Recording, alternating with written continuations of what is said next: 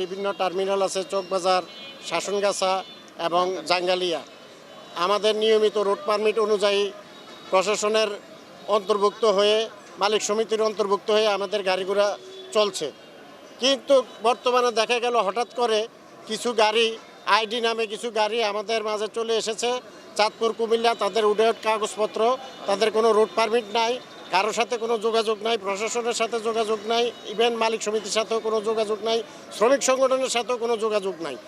এখন যারা মালিকরা বিগত দিন ধরে এখানে ব্যবসা করছে, আমরাও চাই যারা নতুন আসে তারা ব্যবসা করুক, কিন্তু বৈধভাবে তারা আসুক।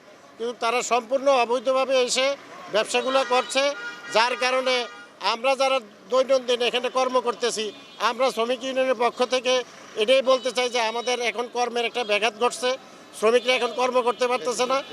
এই জেলায় যারা বসবাস করতেছে তাদের একটা বিরাট এর ভিতরে বিরূপ প্রতিক্রিয়া ঘটছে। তাই আমরা চাই আপনারা বৈধভাবে ব্যবসা করেন, কিন্তু অবৈধভাবে কোনো অবস্থাতে যাতে ব্যবসা না করে, এই দাবি আমরা জোর দাবি জানাচ্ছি প্রশাসনের কাছে। আর মালিক শ্রমিক ঐক্য পরিষদ এক হয়ে এটার প্রতিবাদে ডিসি অফিসে স্মারকলিপি প্রদান করেছে, এসপি অফিসে স্মারকলিপি প্রদান করেছে। তার প্রতিবাদে যখন সুরাহা হয় নাই, তার প্রতিবাদে আমরা আপাতত গাড়ি বন্ধ রেখেছি। যদি সুরাহা হয়ে যায় আমরা ইনশাল্লাহ গাড়ি চালিয়ে দিব।